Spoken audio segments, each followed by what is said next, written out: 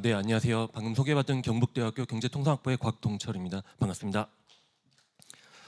먼저 뜻깊은 자리에 초대를 해주셔서 정말 감사드리고요. 그리고 저에게 할당된 시간이 많지 않은데 내용이 좀 많기 때문에 일단 바로 본론으로 들어가도록 하겠습니다. 저는 이번에 디지털 무역이라는 대주제를 바탕으로 제가 여러분께 말씀드릴 내용은 이 글로벌 시각에서 전 세계에서 디지털 무역에 관한 규범이 어떻게 발전하고 있으며 현재는 어떤 상황까지 와 있는지, 특히 미국의 통상 정책을 중심으로 말씀을 드리고 그를 바탕으로 한국에 대한 시사점은 어떤 것들이 있는지를 말씀드리고자 합니다. 목차는 다음과 같고요. 먼저 여러분들이 아시겠지만 과거의 전통적인 무역 협상이라고 하면은 주로 이 두 가지의 큰 품목으로 말씀을 요약할 수가 있을 것 같습니다. 먼저 이 쌀 시장과 관련된 농산물 시장을 어떻게 개방을 저지하느냐가 주된 전통적 무역 협상의 대상이었었고, 또 다른 하나는 조금 극단적으로 얘기하자면 자동차 시장을 상대방 국가의 자동차 시장을 우리가 얼마나 개방시킬 수 있을지, 관세를 얼마나 낮출 수 있을지에 대한 것들이 전통적인 무역 협상의 주된 대상이었는데요. 지금은 상황이 많이 바뀌었습니다. 디지털 경제가 발달하기 시작하면서 저런 농산품이나 자동차와 같은 제조업보다는 오히려 디지털 기술을 활용한 디지털 서비스를 얼마나 우리가 수출을 할 수가 있을지, 아니면은 디지털 서비스를 만들기 위한 데이터를 얼마나 많이 활용할 수 있을지, 국경 간의 데이터를 얼마나 많이 자유롭게 오고 가게 할 수 있는지가 최근에 무역 협상의 주된 관심 대상으로 바뀌었다고 말씀을 드릴 수가 있겠습니다. 무역 협상의 주된 대상이 이렇게 데이터 위주로 그리고 디지털 서비스로 바뀌어가면서 전 세계의 주요한 국가들은 지역을 중심으로 지역 간의 무역 협정을 맺으면서 데이터를 조금이라도 많이 활용할 수 있는 방안으로 무역 협정을 체결하고 있습니다. 다만 이 무역 협정들이 WTO를 중심으로 한 통일적인 룰을 만들어가는 과정이 아니고, WTO에서는 룰을 만들기 힘들기 때문에 각 지역별로 각 2개 국가 아니면 3개 국가가 모여서 굉장히 많은 다양한 형태의 무역 협정을 맺고 있어서 이제 문제가 되고 있습니다. 많은 무역 협정이 만들어지고 있기 때문에 그 안에 들어가 있는 디지털 무역에 관한 규범들도 상이할 수밖에 없고, 이렇게 거의 디지털 누들보울이라고 표현할 수 있을 정도로 굉장히 많은 규범들이 얽히고 설켜 있기 때문에 한눈에 파악하기는 어렵습니다. 그래서 저는 이번 시간에는 주로 미국이 디지털 무역 협상을 주도하고 있기 때문에 미국의 정책 변화를 중심으로 디지털 무역 규범을 말씀드리고자 합니다. 먼저 한 4가지 정도로 미국의 정책 변화를 살펴보려고 합니다. 가장 먼저는 태동기입니다. 미국의 디지털 무역 정책이 태동했던 당시는 1997년부터 2014년까지를 저는 태동기라고 표현을 했는데요. 이 태동기의 미국의 주요 국내 정책이라고 하면은 미국은 당시 클린턴 행정부 때 글로벌 전자상거래 프레임워크 그리고 전자상거래 대통령 지침을 발표를 합니다. 이 프레임워크와 지침에서 미국이 추구하는 바는 민간이 전자상거래를 주도해야 된다. 그리고 정부가 개입하는 영역을 최소화해야 된다. 그리고 예측 가능하고 일관되고 간소한 법 제도를 만들어야 되고, 또 국제적으로도 일관적이고 예측 가능한 국제적 법 제도를 마련해야 된다라고 하는 대내적인 원칙을 내세웠고요. 그와 동시에 대외적인 정책으로는 이제 WTO에서 전자상거래의 자유화를 위한 움직임을 가져갑니다. WTO의 글로벌 전자상거래 선언, 그리고 WTO 전자상거래 작업 계획이란 것이 수립되는데 미국이 주도적인 역할을 담당을 했습니다. 다만 WTO에서는 큰 진전이 없었기 때문에 미국은 이제 개별적으로 FTA 자유무역 협정을 활용해서 새로운 전자상거래 조항을 만들고 전자상거래 챕터를 도입하는 방안을 시도를 했습니다. 다음 슬라이드를 보시면 이제 태동기 당시에 미국이 체결한 FTA에 등장한 디지털 무역 규범들을 보실 수가 있습니다. 뭐 2000년대 요르단부터 시작을 해서 2007년에 맺어진 한미 FTA까지 미국이 체결한 FTA의 전자상거래 또는 디지털 무역에 관한 규범들이 등장을 하는데, 당시에는 태동기였기 때문에 아주 기초적인 내용의 전자상거래 또는 디지털 무역에 관한 규범들만이 등장을 합니다. WTO 규범이 디지털 무역에도 적용돼야 된다. 아니면 종이 없는 무역에 관한 내용들, 아니면 전자 인증 및 서명 등을 서로 간에 인정하자라는 식으로 기초적인 무역 규범이 등장을 했었던 당시였었고, 특이하게 국경 간 정보 이전, 서로 간의 정보 이전을 자유화하자라는 측면에서는 한미 FTA가 또 다른 역할을 한 것이 태동기입니다. 태동기의 특징이라고 하면은 미국 정부는 디지털 무역에 대한 자유주의적인 정책을 펼쳤었고요. 또 WTO에서는 전자상거래에는 관세를 부과하지 말자라는 관세 유예가 탄생하는데 삼파역을 했었고, 또 WTO가 아니고 주로 FTA를 활용한 초기 디지털 무역 규범을 마련해 나갔습니다. 그리고 한미 FTA에서는 전에 없었던 새로운 규범을 만들어냈습니다. 국경 간 정보 이전을 허용해야 된다, 자유롭게 해야 된다라고 하는 최초의 조항을 법적 구속력이 없었지만 세계 최초로 개발을 한 것이 태동기였습니다. 2015년부터는 발전기가 시작이 됩니다. 2015년이 되면은 미국 의회가 미국 행정부한테 TPA를 부여를 합니다. TPA라는 것은 미국 의회가 미국 행정부에게 무역 협상을 할 권한을 위임하는 법안인데, 이 TPA 법안에서 미국 의회가 최초로 디지털 무역에 관한 협상 목표를 미국 행정부에게 위임을 합니다. 전자적으로 전달되는 상품이나 서비스가 기존 제품에 비해서 차별받지 않도록 보장해라, 이런 목표를 가지고 협상을 해라 라고 목표를 제시를 하고, 또 국경 간의 데이터 이전을 제약하거나 데이터 현지화를 요구하는 조치들은 상대국들이 하지 못하도록 보장하라라는 목표를 제시하기도 하고요.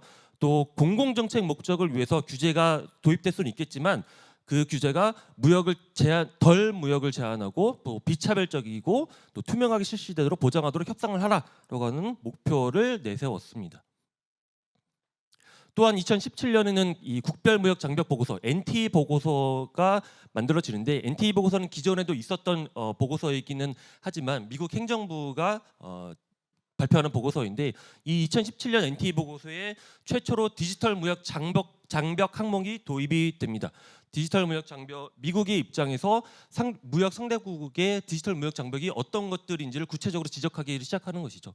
국경 간 데이터 이전을 제한하는 조치, 데이터를 현지화하는 조치, 아니면 웹사이트를 차단하거나 검열하는 조치, 특정 암호화 기술을 사용하도록 강제하는 조치들은 미국 정부가 이제부터 디지털 무역 장벽이라고 구체적으로 지적하기 시작하는 겁니다.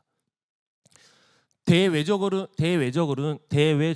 이제 환태평양 경제동반협정 TPP를 미국 정부가 체결을 하면서 전자상거래 챕터에 전에 볼 수 없었던 새로운 무역 규범을 도입하기 시작합니다.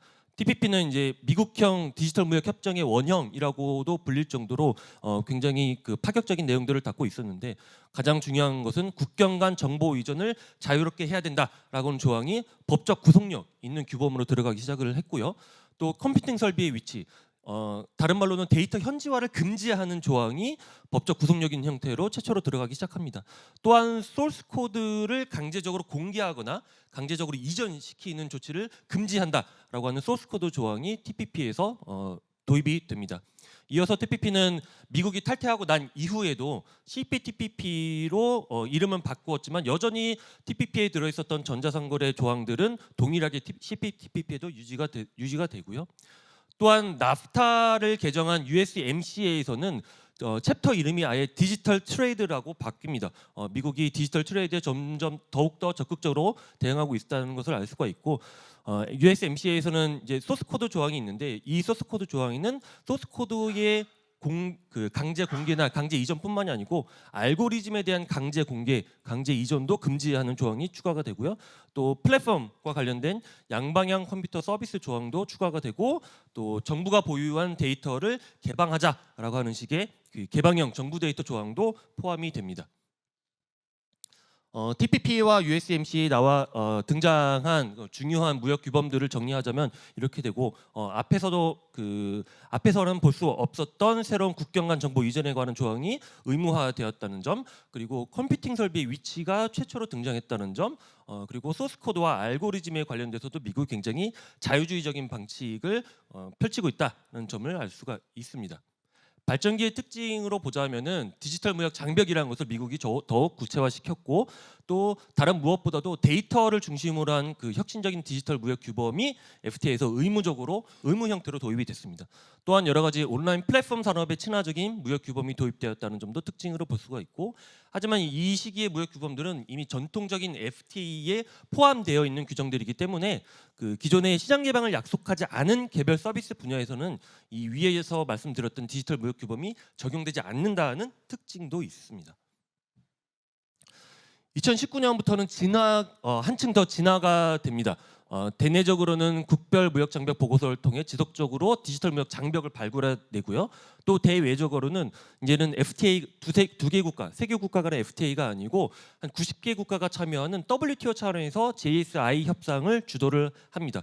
또한 미국과 일본은 이제 디지털 무역 협정, 전통적인 FTA가 아닌 디지털 트레이드 어그리먼트를 체결을 했고요. 이 USJDTA는 디지털 무역만을 규율하는 세계 최초의 무역 협정이라고도 볼 수가 있겠습니다. 또한 그 최근에 많이 이슈가 됐었던 그 인도 태평양 경제 프레임워크 IPEF에서 특히 IPEF의 무역 필러 내에서 디지털 분야에 관한 협상을 따로 진행하기도 했습니다.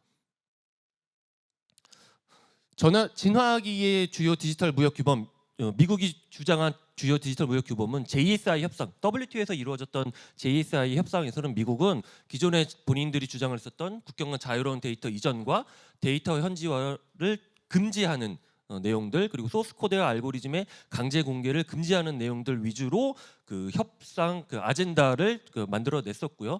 또 USJDTA에서는 USMCA 플러스 알파라고 볼 수가 있겠습니다. USMCA에서 강하게 주장했었던 국경 간 자유로운 데이터 이전과 데이터 현지화 금지 소스 코드 조항들이 USJDTA에도 포함이 됐고, 또한 추가적으로 금융 데이터에 관해서도 현지화를 금지화하는 조치들에 대해서 미국과 일본이 합의를 했었고, 또 ICT 제품의 특정 암호화 기술을 사용하지 못하도록 하는 조항에도 미국과 일본이 합의를 했습니다.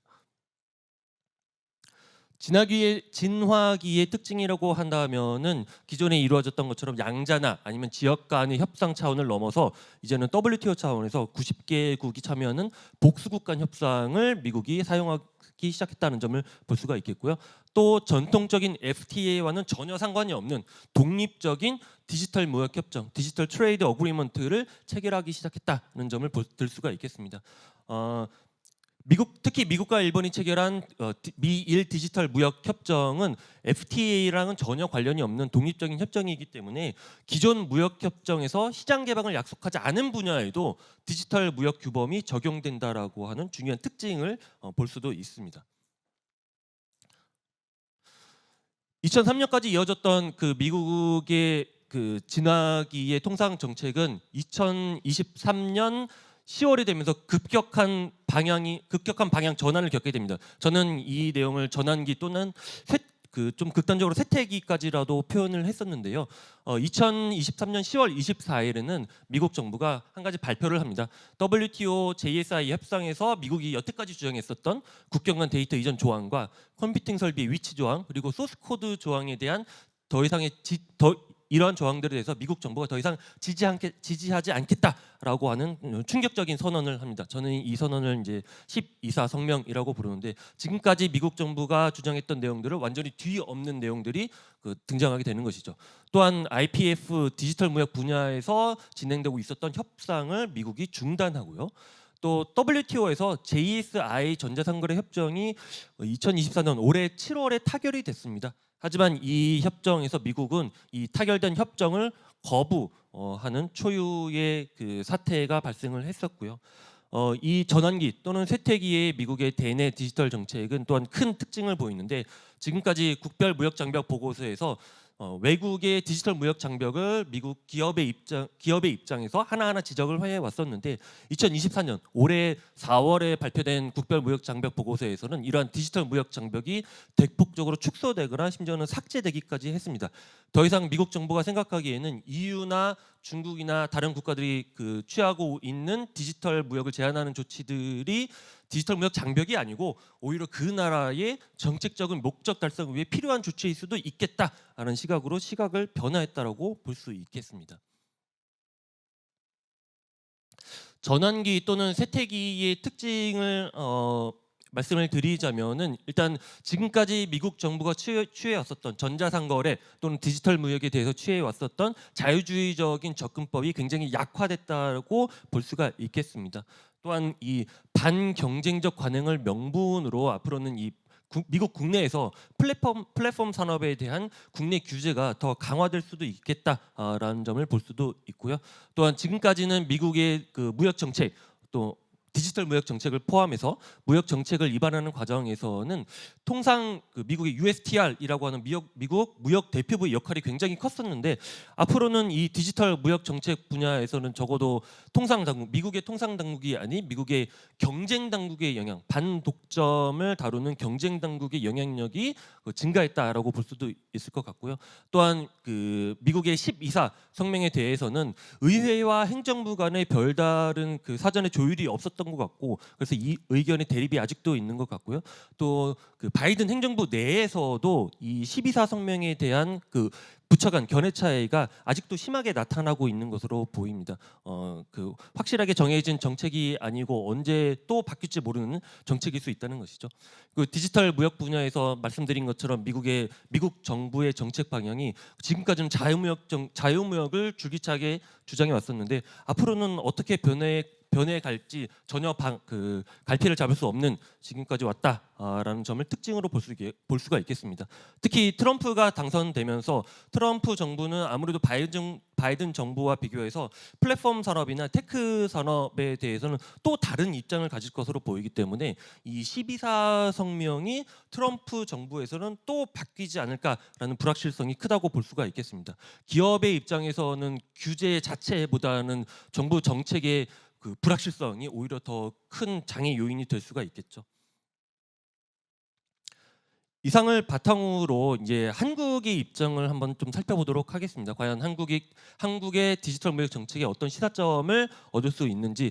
한국의 디지털 무역 정책 현황을 보면은 한국은 현재 지금까지 59개국과 21개의 FTA를 체결을 하면서 대다수의 FTA에 이 전자상거래 챕터를 포함하고 있습니다. 주로 디지털 제품에 대해서는 관세를 부과하지 말자라고 하는 내용 또는 종이 없이 무역을 원활하게 하자라는 내용들, 기초적인 디지털 무역 규범들이 지금까지의 FTA는 포함되어 있었습니다. 하지만 한국이 지금까지 체결한 FTA는 디지털 무역에 특화된 조항은 별로 발견되지 않았고 특히 데이터에 관련돼서는 한국 정부는 아직까지 소극적인 입장을 취해왔습니다. 외국의 데이터가 들어오는 것 그리고 한국의 데이터를 외국으로 보내는 것에 대해서는 한국 정부가 지금까지 소극적인 태도를 유지를 하고 있었는데 드디어 2023년경부터는 한국 정부도 이 데이터 규범을 중심으로 한 독립적인 디지털 무역 협정을 추구하기 시작을 했습니다. 데이터가 디지털 경제 시대에 그리고 디지털 무역에 굉장히 중요한 자산임을 한국 정부도 이제 인정을 했다고 볼 수가 있겠죠. 특히 2023년 1월에는 한국과 싱가포르 간의 디지털 동반자 협정이 발효가 됐고요. 그리고 2024년 5월에는 디지털 경제 동반자 협정, 이미 데파라고 하는 디지털 경제 동반자 협정은 기존의 뉴질랜드, 칠레, 싱가포르 간에 이미 만들어져 있는 협정이었었는데 이 데파에 한국이 올해 5월에 가입을 하고 국내에도 데파가 발효가 되었습니다. 그리고 한국 정부는 WTO의 JSI 전자상거래 협상에도 참여를 하고 있고 EU와는 한 EU FTA가 있지만 별개로 EU와 디지털 무역에 특화된 디지털 무역 협상을 지금 진행 중입니다. 그리고 영국과는 한영 FTA를 개선을 하고 특히 디지털 무역에 관한 전자상거래 챕터를 개정하는 한영 FTA 개선 협상을 지금 진행 중에 있습니다. 이렇게 한국 정부도 굉장히 적극적으로 그 디지털 무역의 자유화를 위해 정책을 펴고 있는데 과연 이제 12사 성명을 기점으로 미국의 정책 방향이 거의 180도로 바뀌었을 때 한국은 그럼 어떤 정책을 펴야 되느냐? 한국 기업의 수출을 위해서 또는 한국 기업의 디지털 기업을 좀 보호하기 위해서는 또는 그 반경쟁적인 활동을 제한하기 위해서는 어떤 정책을 펴야 되느냐를 고민해야 될 시기가 왔습니다. 제가 결론은 그 원론적으로밖에 말씀을 드릴 수가 없을 것 같기는 한데 이제 미국의 정책 변화를 고려해서 한국의 현실에 맞는 디지털 무역 정책을 고민해야 될 시기가 되었다라고 말씀을 드려야 될 것 같습니다. 구체적으로는 이제 국내에서 거대 플랫폼의 독과점을 방지를 할 필요는 있겠지만 그런 독과점을 방지하는 국내 규제가 보호주의적으로 실시가 되어서는 안 될 것이고 오히려 한국 기업들의 한국 디지털 기업들 플랫폼 기업이 외국으로 진출하기 위해서는 외국의 무역 장벽을 한국 정부가 나서서 완화시켜줘야 될 필요도 있을 겁니다.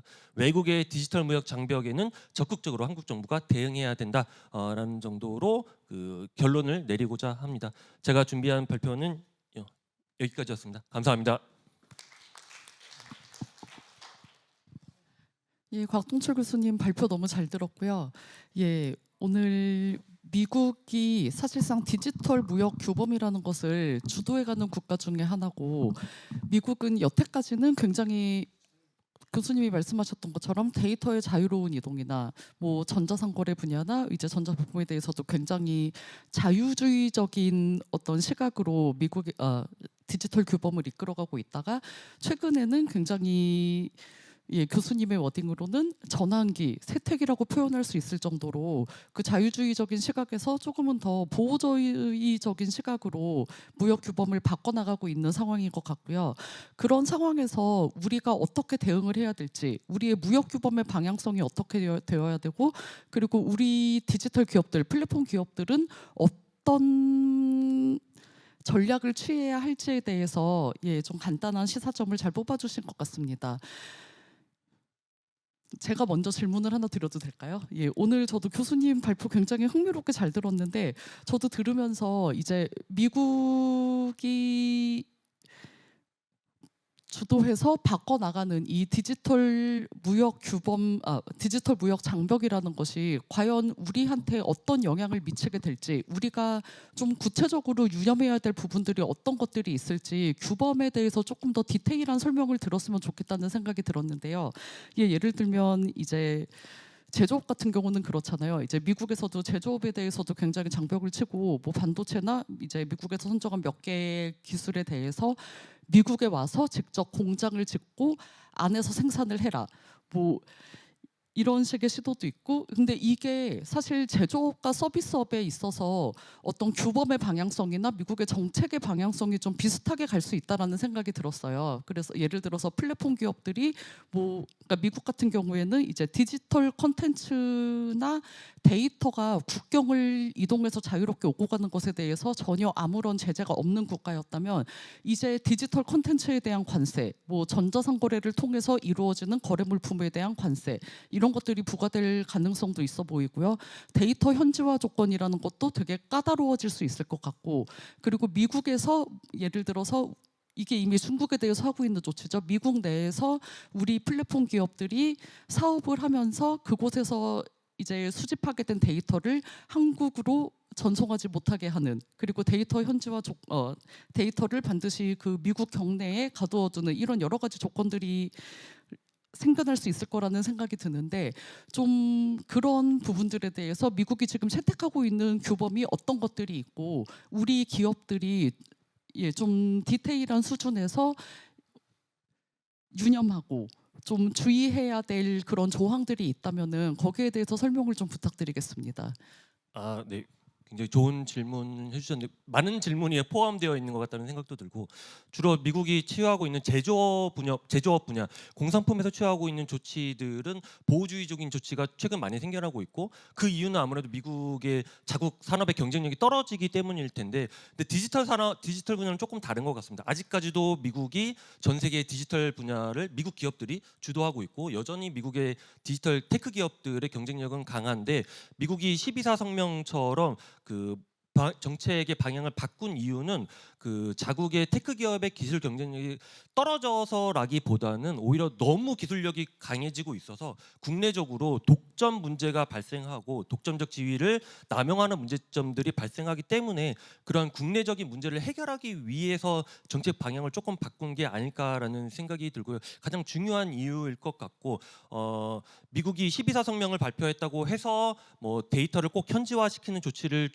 취하든지 아니면은 국경 간에 이루어지는 데이터의 이전을 바로 막겠다. 라는 조치를 취할 것 같지는 않습니다. 이미 미국의 테크 기업 입장에서는 데이터가 굉장히 중요하기 때문에 그런 분야에서 조치가 취해지기보다는 여전히 테크 기업이 외국으로 진출하기 위한 그 조치들은 미국이 계속 그 환경을 만들어 줄 거고 그런 의미에서는 이제는 한국 기업이 조금 더 기술력을 발전시켜서 쉽지는 않겠지만 미국 시장으로 진출할 길도 좀 더 열려 있다고 생각이 듭니다. 미국의 빅테크 기업에 대한 독점 반독점 규제가 반독점 규제가 엄격해지면은 반사적으로 이제 다른 기업들이 조금 더 자유로운 방식으로 미국에 그 진출할 수 있는 기회도 되지 않을까라는 생각도 들고요. 다만 말씀하셨던 그 중요한 데이터나 민감한 데이터가 외국으로 나가는 것들은 미국 정부는 막을 거고, 네, 그 주요 대상은 아마 중국이 될 거라고 생각이 듭니다. 한국 쪽으로 나가는 데이터를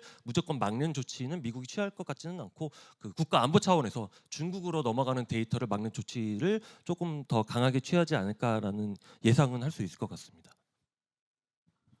예, 교수님 답변 감사합니다. 그럼 아직 시간이 한 5분 정도가 남았는데요. 예, 혹시 플로어에서 질문하고 싶은 예, 손 들어 주셨습니다. 마이크 전달하도록 하겠습니다.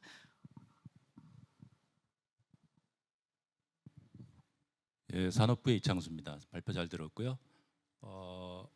그 유형의 제품을 이제 국가 간에 왔다 갔다 하게 하는 경우에는 그 뭐 제품 같은 경우에는 그 인증이라든지 이런 규제를 통해서 뭐 그 제품의 그 거래를 좀 막거나 자국 산업을 보호하는 경우도 있고, 혹은 뭐 관세를 매긴다든가 하는 형태로 해서 뭐 앞으로 이제 미국의 새로운 정부가 들어서면은 그런 우려도 되게 많이 있는 것 같은데, 지금 말씀하시는 그 무형의 그 디지털 제품 혹은 디지털 서비스에 대해서는 그 유형의 제품에 적용하는 뭐 어떤 인증이라든지 어떤 그 비관세적인 정책이나 그런 부분과, 혹은 또 무형의 제품에 대해서도 어떤 관세를 매긴다든지 이러한 게 가능한지, 혹은 기존에 그렇게 했던 사례나 지금 시행 중에 있는 사례가 있는지, 이런 것이 궁금해서 물어봅니다.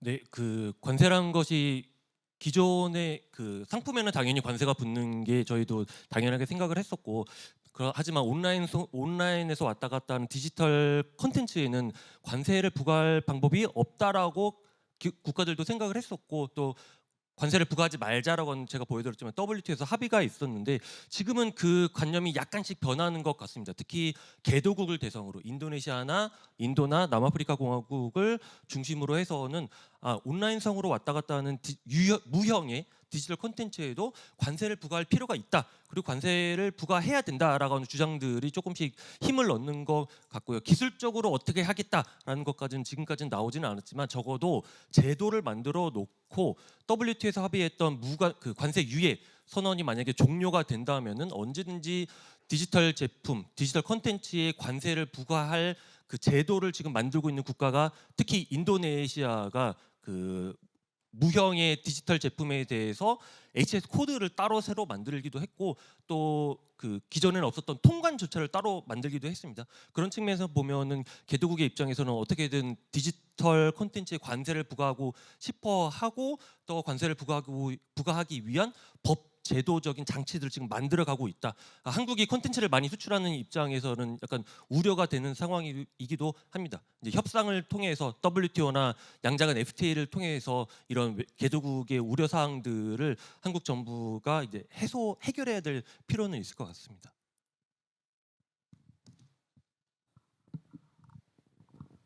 예, 답변 되셨습니까? 예, 시간이 약간 더 남은 관계로 예, 플로어에서 질문 한 분만 더 받겠습니다.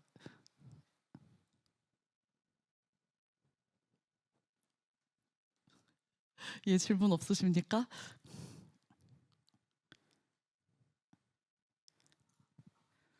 예, 질문이 없으시면은 제가 질문을 하나 더 드려도 될까요? 제가 자꾸 이렇게 질문을 드리면 안 될 것 같은데, 예, 사실 이 무역규범이라는 것이 어쨌든 계속해서 변화하는 과정에서 지금은 그런 말들이 굉장히 이미 데이터 주권이나 디지털 주권, 그리고 뭐 최근에는 이제 소버린 AI라는 개념까지 나오면서 결국은 미국뿐만이 아니라 사실 미국뿐만이 아니라 이미 EU나 중국 차원에서 굉장히 디지털 무역 장벽을 높이고 있고, 특히 중국 같은 경우에는 계속 미국에 의해서 그 보고서에 의해서 지적을 받아왔던 국가고, 이제 이런 상황에서 우리만 이제 보호주의적인 조치의 문턱이 조금 낮아지는 것 같은 것이 사실은 약간은 우려스러운 점일 수 있고, 교수님께서도 아까 그렇게 말씀을 해주셨는데요.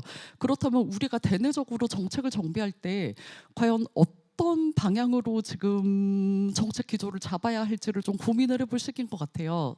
그래서 이게 제가 잘 몰라서 여쭤보는 건데, 이제 한국 같은 경우에 사실 이제 뭐 대파에 가입하고 디지털 무역 장벽을 조금 낮추는 방향이 굉장히 최근에 일어나고 있는 움직임인 것 같은데, 이게 글로벌 차원에서의 동향이랑은 굉장히 좀 상반되지 않나.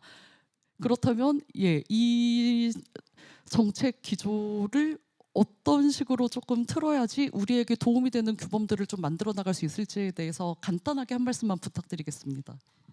글로벌 동향은 제가 미국을 너무 중점적으로 설명을 해드려서 그런 것 같은데, 그 글로벌 동향은 이제 데이터 경제, 디지털 경제를 좀 더 자유화하는 방향으로 나아가고 있는 것 같고요. 미국만 최근에 정책을 잠깐 국내적인 문제로 인해서 바뀌었다 뿐이지, 뭐 싱가포르나 일본이나 뭐 뉴질랜드 같은 조그만 그 소규모 개방 경제 국가들은 디지털 경제를 자유화하는 방향으로 이미 나아가고 있고, 한국도 그런 동향에 편승했다는 점은 저는 뭐 장기적으로는 한국 기술 발전을 위해서든지 디지털 경제 발전을 위해서는 바람직한 방향이라고는 생각을 합니다. 너무 보호주의적인 조치보다는 조금 더 개방을 해서 그 자유롭게 경쟁할 수 있는 그 환경을 만들어 주는 게 정부의 역할이지 않을까 싶습니다.